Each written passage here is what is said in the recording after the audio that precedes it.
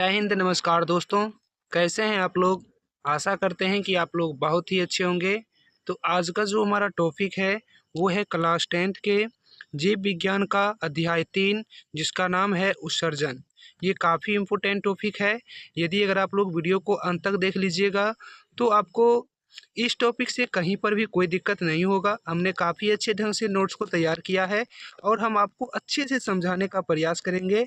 एक बार आप वीडियो को पूरे अंत तक देखिए। इसके बाद इस टॉपिक से अगर कहीं पर भी दिक्कत होता है तो आप आकर कमेंट कर सकते हैं, ठीक है? तो चलिए वीडियो को स्टार्ट करते हैं। तो उससे पहले एक नोट्स को बनाने में काफ़ी मेहनत लगती है। यदि अगर आप लोग चैनल को सब्सक्राइब कर दीजिएगा तो हम आपके लिए ऐसे ही अच्छे वीडियो लाते रहेंगे वन शॉट। देखिए, सबसे पहले है हमारा उत्सर्जन। जीवों के शरीर में उपापचयी क्रियाओं के फलस्वरूप उत्पन्न अवशिष्ट पदार्थ, जिसको इंग्लिश में बोलते हैं वेस्ट प्रोडक्ट, ठीक है ना, का निष्कासन उत्सर्जन कहलाता है। यानी हमारे शरीर में जो पाचन क्रियाएं होती है, रासायनिक अभिक्रियाएं होती है, उसके फलस्वरूप जो अवशिष्ट पदार्थ हमारे शरीर से निकलता है, उसी को क्या कहते हैं? उत्सर्जन कहते हैं, ठीक है? समझ गए होंगे।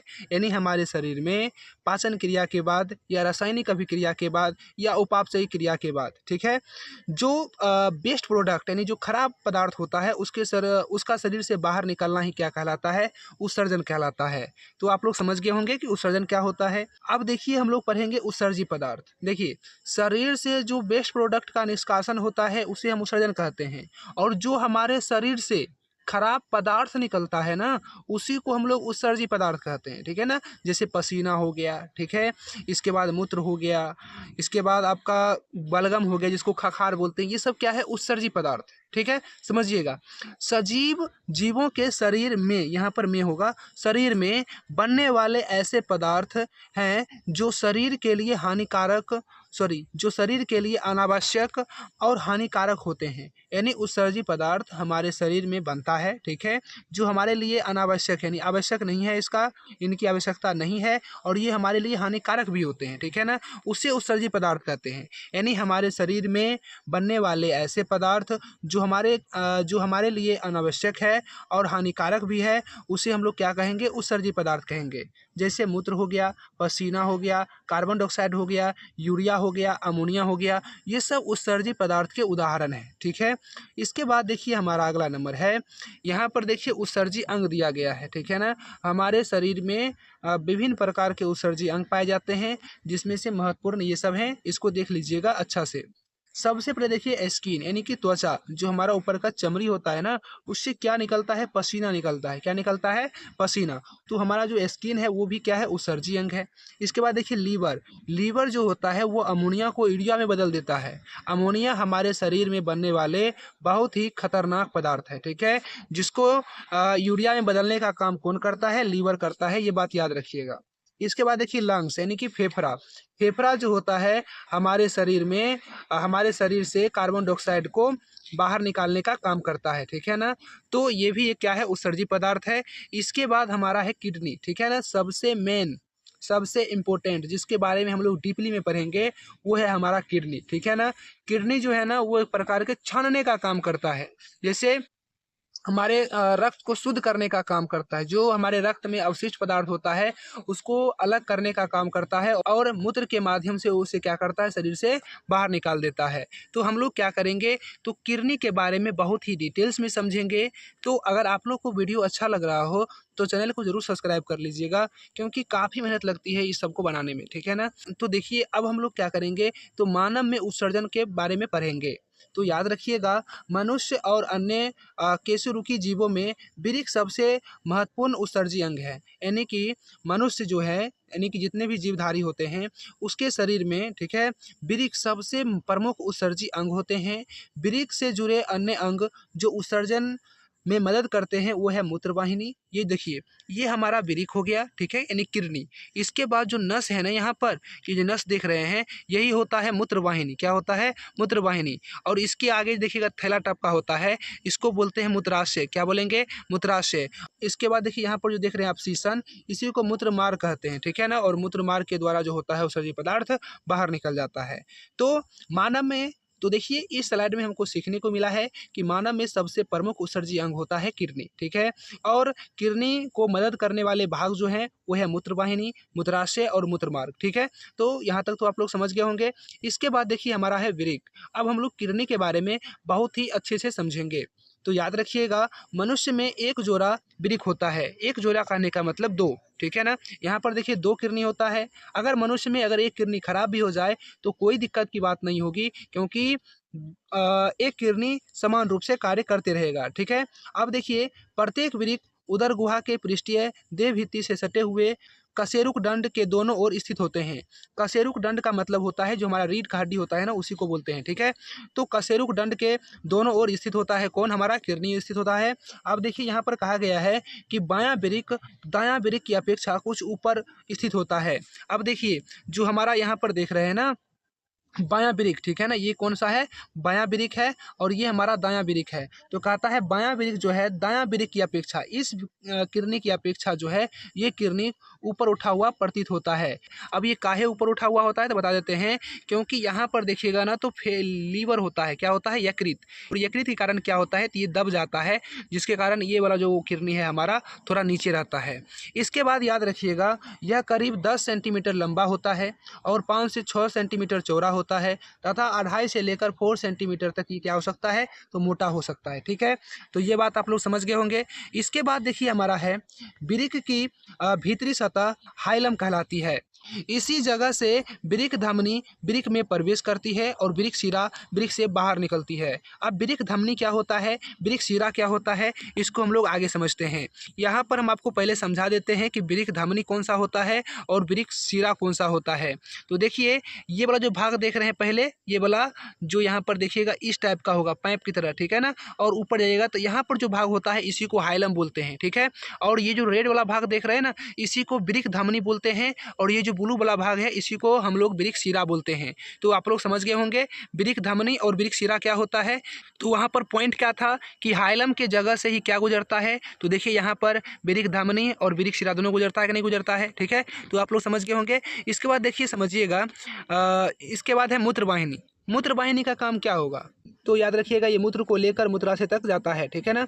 अब देखिए कहता है कि प्रत्येक वृक्क में हाइलम से एक मूत्रवाहिनी निकलती है। हम आपको बताए हैं कि हाइलम कहाँ है और वहाँ से क्या निकलता है, एक मूत्रवाहिनी निकलता है। देखिए ये वाला भाग जो है आपका हाइलम है, ठीक है यहाँ पर, और ये जो देख रहे हैं ना ये वाला पाइप, यही होता है मूत्रवाहिनी, ठीक है। और ये कहाँ से निकलता है तो जहाँ पर यहाँ देखिए ये हाइलम है, यहीं से इसी जगह से क्या होता है तो मूत्रवाहिनी निकलता है। तो आप लोग समझ गए होंगे। इसके बाद देखिए हमारा है कहता है कि मूत्रवाहिनी का शीर्ष भाग जो वृक्क से बाहर निकलता है वो ज़्यादा मोटा होता है। यहाँ पर देखिए जो वृक्क से बाहर निकलता है ना मुख्य भाग, वो यानी कि क्या होता है तो ज़्यादा मोटा होता है। इसके बाद में ये क्या हो जाता है, पतला हो जाता है। यही बात यहाँ पर लिखा हुआ है। और मूत्रवाहिनी का काम याद रखिएगा, ये क्या करता है तो मूत्र को लेकर कहाँ तक आता है तो मूत्राशय तक आता है, ठीक है। इसके बाद देखिए अब हम लोग मूत्राशय के बारे में पढ़ेंगे। मूत्राशय याद रखिएगा, कहता है कि प्रत्येक मूत्रवाहिनी पीछे की ओर मूत्राशय में खुलती है। जितने भी मूत्रवाहिनी होते हैं ना, जो भी मूत्रवाहिनी होता है, दो ही मूत्रवाहिनी होता है, वो यानी कि क्या होता है तो मूत्राशय में पीछे की ओर खुलता है। ये बात याद रखिएगा। इसके बाद देखिए ये क्या होता है तो मूत्राशय नाशपाती के आकार की पतली दीवार वाली एक थैली के समान रचना है जो उदर गुहा के पिछले भाग में रेक्टम के नीचे स्थित होता है। अब देखिए नाशपाती के आकार कहने का मतलब जो आपको इमेज में दिखाई दे रहा है फल, उसी को नाशपाती बोलते हैं, और उसी के आकार का हमारा क्या होता है मूत्राशय होता है। और ये उदर गुहा के पिछले भाग रेक्टम के थोड़ा नीचे होता है, ठीक है ना। रेक्टम जहाँ पर मल जमा होता है उसी को रेक्टम बोलते हैं, ठीक है ना, बड़ी आंत का ही भाग होता है। इसके बाद देखिए यहाँ पर है मूत्र मार्ग। मूत्राशय के पिछले भाग से एक नली निकलती है जिसे मूत्र मार्ग कहते हैं। जो मूत्राशय होता है हमारा, ठीक है, उससे क्या होता है तो नली निकलती है, इसी को हम लोग क्या बोलते हैं तो मूत्र मार्ग बोलते हैं। इसके बाद देखिए कहता है कि मूत्र मार्ग मूत्र द्वार के द्वारा शरीर से बाहर खुलता है, जिसके माध्यम से हम लोग क्या करते हैं तो टॉयलेट कर सकते हैं, ठीक है। इसके बाद देखिए अब हम लोग वृक्क के आंतरिक संरचना के बारे में पूरे डिटेल्स में समझेंगे। तो याद रखिएगा, प्रत्येक वृक्क बाहर से संयोजी ऊतक तथा अरेखित पेशियों का बना एक पतला कैप्सूल से ढका होता है। याद रखिएगा, जो वृक्क होता है उसकी बाहरी जो झिल्ली होती है वो संयोजी ऊतक का बना हुआ होता है, ठीक है। इसके बाद याद रखिएगा, प्रत्येक वृक्क में एक बाहरी प्रांत जिसको कॉर्टेक्स बोलते हैं, ये वाला जो भाग देख रहे हैं आप, ये कॉर्टेक्स है, ठीक है। और भीतरी भाग को भीतरी अंतस्थ भाग मेंडुला, और जो आंतरिक भाग देख रहे हैं इसी को हम लोग क्या बोलते हैं, मेंडुला बोलेंगे। क्या बोलेंगे? मेंडुला बोलेंगे। इसके बाद देखिए, और यह 15 से 16 पिरामिड जैसी रचनाओं का बना होता है जिसे वृक्क शंकु कहते हैं। और देखिए रचना देख रहे हैं ना, यही होता है पिरामिड, ठीक है ना। और पिरामिड जैसी रचनाओं का बना होता है जिसे हम लोग क्या कहते हैं, वृक्क शंकु कहते हैं। क्या कहते हैं? वृक्क शंकु, ठीक है। इसके बाद देखिए हमारा है, कहता है कि प्रत्येक वृक्क में सूक्ष्म कुंडलित नलिकाएं पाई जाती है जिसे हम लोग नेफ्रॉन कहते हैं। यहाँ पर आप लोग इमेज में देख सकते हैं, हम आपको समझाने का प्रयास करेंगे। यहाँ पर देखिए, ये जो देख रहे हैं आप, यहाँ पर ये वाला जो भाग देख रहे हैं ये देखिए नेफ्रॉन, ठीक है। अब देखिए कहता है कि प्रत्येक वृक्क में सूक्ष्म लंबी कुंडलित नलिकाएं पाई जाती है जिसे नेफ्रॉन कहते हैं। नेफ्रॉन किसे कहते हैं तो आप लोग समझ गए होंगे। यहाँ पर देख सकते हैं वाइट टाइप का है, ठीक है ना, इसी को क्या बोलेंगे, नेफ्रॉन बोलेंगे। अब देखिए नेफ्रॉन जो होता है वृक्क की संरचनात्मक एवं क्रियात्मक इकाई होती है। अब देखिए संरचनात्मक एवं क्रियात्मक इकाई कहने का मतलब क्या होता है, तो हम आपको पहले बता दें, जैसे हमारा घर बनता है तो उसमें छोटी इकाई क्या होती है, तो ईंट होती है। उसी प्रकार हमारा शरीर जो बना है छोटे छोटे कोशिकाओं से मिलकर बना है। मस्तिष्क जो है हमारा वह न्यूरॉन कोशिकाओं से मिलकर बना हुआ है। उसी प्रकार जो किडनी है हमारा वह नेफ्रॉन कोशिकाओं से मिलकर बना हुआ है। इसीलिए नेफ्रॉन को वृक्क की संरचनात्मक एवं क्रियात्मक इकाई कहते हैं। इसके बाद देखिए हमारा है नेफ्रॉन, इसको ध्यान से समझिएगा, ये काफ़ी इंपॉर्टेंट है। कभी भी बच्चे को समझ में नहीं आता है, हम आपको समझाने का पूरे प्रयास करेंगे। प्रत्येक वृक्क में लगभग 10 लाख, ठीक है ना, लगभग बात कर रहे हैं, पूरे कॉन्फर्म नहीं है, लगभग 10 लाख नेफ्रॉन पाए जाते हैं। इसके बाद देखिए है, कहता है कि प्रत्येक नेफ्रॉन का आरंभ प्याले जैसी रचना से होती है जिसे बोमेन संपुट कहते हैं। बोमेन संपुट किसको बोलेंगे समझिएगा, ये देखिए प्याले जैसी रचना है ना, इसी को हम बोमेन संपुट बोलते हैं। क्या बोलते हैं? बोमेन संपुट, ठीक है। अब देखिए बोमेन कैप्सूल या बोमेन संपुट बोलिए या बोमेन कैप्सूल बोलिए, बात एक ही होगा। तो Bowman capsule Bowman capsule Bowman capsule यह एक कप के आकार की रचना है जो ग्लोमेरुलस को घेरती है, ठीक है ना। यहाँ पर जो देख रहे हैं ना कोशिका जैसी जाल रचना है, यहाँ पर देख रहे हैं ना आप जाल जैसी रचना, इसी को बोलते हैं ग्लोमेरुलस, ठीक है ना। और यही रक्त को छानने का काम करता है। तो याद रखिएगा, सबसे पहले इस प्याले जैसी रचना को क्या बोलेंगे? बोमेन संपुट बोलेंगे। क्या बोलेंगे? बोमेन संपुट। इसके बाद ये जो देख रहे हैं गुच्छा टाइप का, इसको बोलते हैं ग्लोमेरुलस, ठीक है ना। इसी को घेर कर रखता है कौन? तो बोमेन संपुट रखता है। इसके बाद देखिए यहाँ पर है ग्लोमेरुलस, ठीक है ना, इसको समझिएगा, यह रक्त कोशिकाओं का एक गुच्छा है। हम आपको बताए हैं ये गुच्छे के टाइप का होता है जो रक्त को छानने का काम करता है। और यहीं पर सबसे पहले यहीं पर रक्त का छानने का काम होता है, ठीक है। तो आप लोग समझ गए होंगे, बोमेन संपुट एक प्याले जैसी रचना होती है, ठीक है। और यह क्या करता है? तो ग्लोमेरुलस को, ठीक है ना, ग्लोमेरुलस को घेरने का काम करता है। और ग्लोमेरुलस क्या है? तो यह एक प्रकार का रक्त कोशिकाओं का गुच्छा है जो रक्त को छानने का काम करता है। तो यहाँ तक तो आप लोग समझ गए होंगे।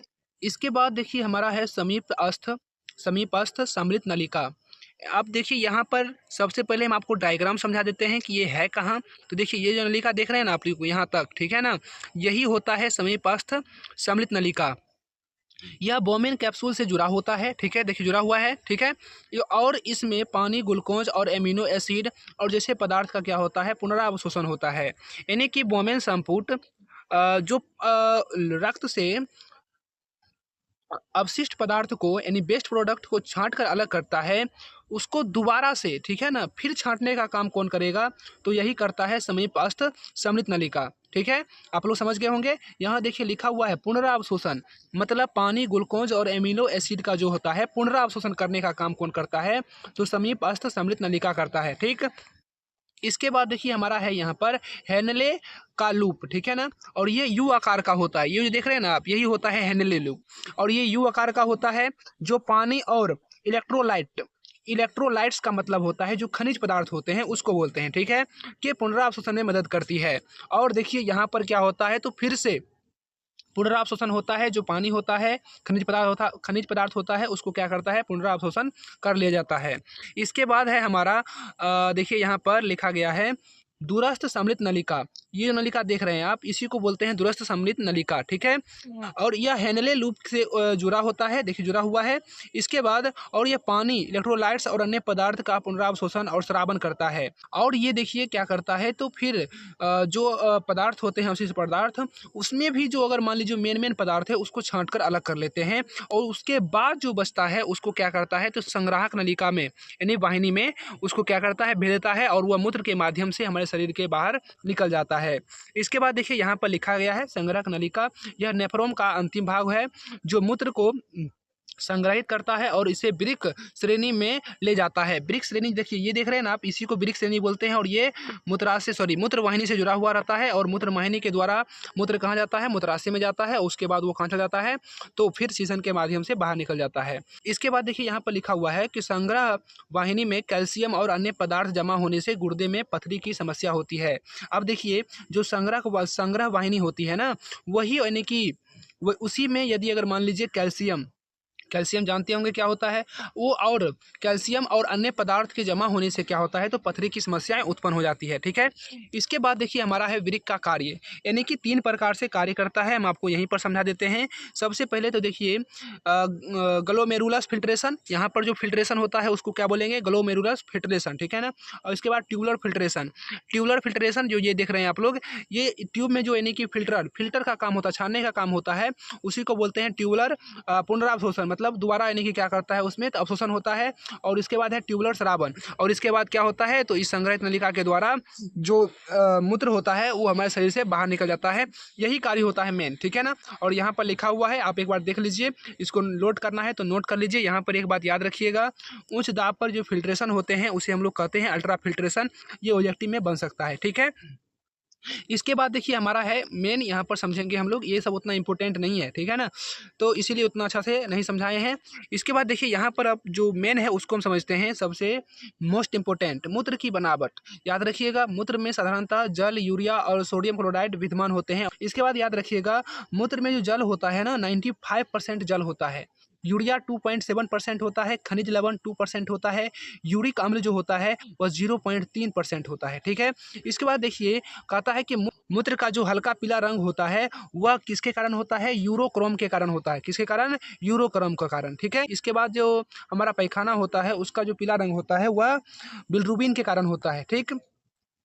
इसके बाद देखिए हमारा है यहाँ पर 6 नंबर कि मूत्र का पीएच मान 6 होता है, ये बात भी याद रखिएगा। और यह अम्लीय प्रवृत्ति का होता है, ये हल्का क्या होता है, अम्लीय होता है, ये बात भी याद रखिएगा।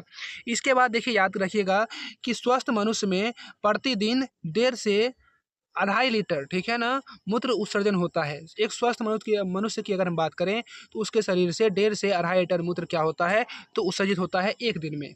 इसके बाद देखिए हमारा है अगला नंबर हेमोडायलिसिस क्या होता है, तो देखिए जब हमारे शरीर में किडनी काम करना अगर बंद कर दे, ठीक है ना, किडनी काम ही नहीं करे, तब उस स्थिति में हीमोडायलिसिस मशीन का उपयोग किया जाता है चिकित्सक यानी कि डॉक्टर के द्वारा, जो क्या करता है, रक्त को छानने का काम करता है। बस समझ गए होंगे आप लोग। इसके बाद देखिए हमारा है पादप में उत्सर्जन। 3 प्रकार 4 प्रकार से होता है। सबसे पहला है आपका प्रकाश संश्लेषण, दूसरा है वाष्पोत्सर्जन, ठीक है, समझिएगा। यहाँ पर हम आपको शुरू से समझा दें कि जंतुओं की तुलना में पौधे में उत्सर्जन के लिए विशिष्ट अंग नहीं पाए जाते हैं, ठीक है ना। इसमें उत्सर्जन के लिए विभिन्न तरीके अपनाए जाते हैं। सबसे पहला है प्रकाश संश्लेषण। तो देखिए प्रकाश संश्लेषण से ऑक्सीजन गैस विसरित क्रिया द्वारा पत्तियों के रंध्र एवं वातरंध्र के द्वारा उत्सर्जित होता है। यानी प्रकाश संश्लेषण से क्या होता है, तो वो यानी कि ऑक्सीजन, ठीक है ना, ऑक्सीजन को वायुमंडल में क्या करता है, निष्कासित करता है, ठीक है। पादप के लिए ऑक्सीजन क्या है, तो अब उत्सर्जित पदार्थ है, ठीक है।